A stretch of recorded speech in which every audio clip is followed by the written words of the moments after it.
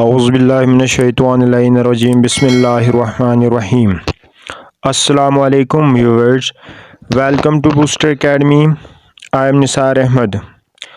आज एक informative video लेकर आपकी खिदमत में हाजिर हैं। इस इन्फॉर्मेटिव वीडियो में हम आपको एफपीएससी के शॉर्ट लिस्टिंग क्राइटेरिया से लेकर आपके फ़ाइनल सिलेक्शन तक के प्रोसेस को स्टेप बाय स्टेप आपको समझाएंगे। सबसे पहले, अगर किसी भी केस के लिए कैंडिडेट्स की टोटल तादाद 20 से कम हो तो उस वक़्त एफपीएससी कैंडिडेट्स को डायरेक्ट इंटरव्यू कॉल दे सकती है। उनका सीधे सीधे इंटरव्यू होगा, उनका रिटन एग्ज़ाम्स नहीं होगा। और अगर आपके कैंडिडेट्स की तादाद 20 से ज़्यादा है तो एफपीएससी टेस्ट कंडक्ट करवाता है। उस टेस्ट में कम से कम 40 मार्क्स लेने लाजमी होते हैं। जो कैंडिडेट्स 40 मार्क्स ले लेते हैं वो पास तस्वर किए जाते हैं। रिटन टेस्ट पास करने के बाद दूसरा मरहला आपका डॉक्यूमेंटेशन का आता है जी। इस डॉक्यूमेंटेशन के प्रोसेस में एफपीएससी अपने रिटन टेस्ट की मेरिट लिस्ट के बाद दोबारा एक लिस्ट जो है ना अपनी वेबसाइट पर अपलोड करती है, जिनमें उन कैंडिडेट से अपने डॉक्यूमेंट्स भिजवाने का कह रही होती है। जो डॉक्यूमेंटेशन है उसमें पर सीट 5 कैंडिडेट मिनिमम एफपीएससी ले रही होती है।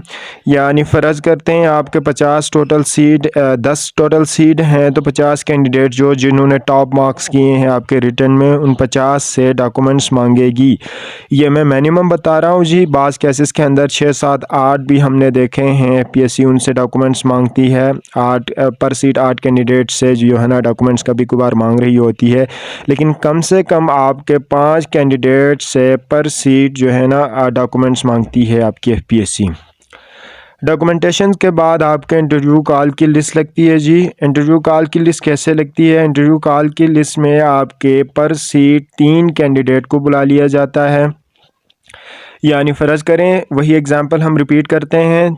आपके पास टोटल 10 सीट थे, उन 10 में से 10 सीट के लिए आपके 50 जो डॉक्यूमेंटेशन में सिलेक्ट हो गए थे उनमें से 20 ड्रॉप हो जाएंगे और 30 कैंडिडेट को आपके फ़ाइनल इंटरव्यू के लिए बुला लिया जाएगा।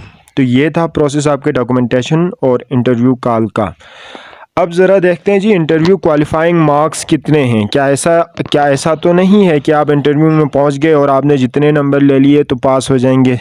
जी नहीं, ये आपकी एफपीएससी है, इस पे कुछ क्राइटेरिया होता है, उनका उस क्राइटेरिया पे उतरना ज़रूरी होता है किसी भी टेस्ट को पास करने के लिए। आपकी एफपीएससी के इंटरव्यू में बीपीएस 16 और 17 के लिए 200 मार्क्स होते हैं। उनमें से 101 मार्क्स आपने इंटरव्यू में लेना होता है। बीपीएस 18 के लिए 111, बीपीएस 19 के लिए 121 और बीपीएस 20 के लिए 131 मार्क्स। 21 बीपीएस 21 एंड बीपीएस 22 के लिए आपको 141 मार्क्स लेने होते हैं आउट ऑफ 200। यानी इंटरव्यू का टोटल मार्क्स जो होता है 200 होता है, उनमें से आपने 141 जो है ना लेने होते हैं अगर आप अप्लाई कर रहे हैं बीपीएस 21 और 22 के लिए। जी ये था आपका इंटरव्यू क्वालिफाइंग मार्क्स। अब आगे ज़रा बात करते हैं जी कि फ़ाइनल मेरिट लिस्ट बनती कैसे है। जी आपकी जो फ़ाइनल मेरिट लिस्ट बनती है वो आपके एग्रीगेट मार्क्स से बनती हैं, स्क्रीनिंग टेस्ट और इंटरव्यू के। जी एग्रीगेट कैसे बनता है? फ़र्ज़ करते हैं आपने 100 एमसीक्यूज़ में से 60 नंबर ले लिए और इंटरव्यू में 110 ले लिया, तो आपका टोटल 170 नंबर बन गए।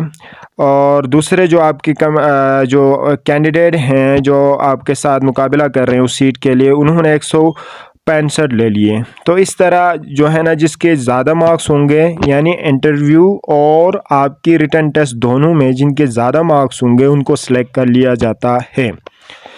जी अब इसमें कुछ कंडीशंस आ जाती हैं। फ़र्ज़ करते हैं कि एग्रीगेट मार्क्स अगर दोनों के सेम होते हैं, यानी आपके रिटन और आपके इंटरव्यू के मार्क्स किसी 2-3 कैंडिडेट्स के सेम हो जाते हैं, तो एफपीएससी उस कैंडिडेट को प्रीफर करती है, उस कैंडिडेट की सिलेक्शन कर देती है जिन्होंने इंटरव्यू में अच्छे मार्क्स लिए हैं।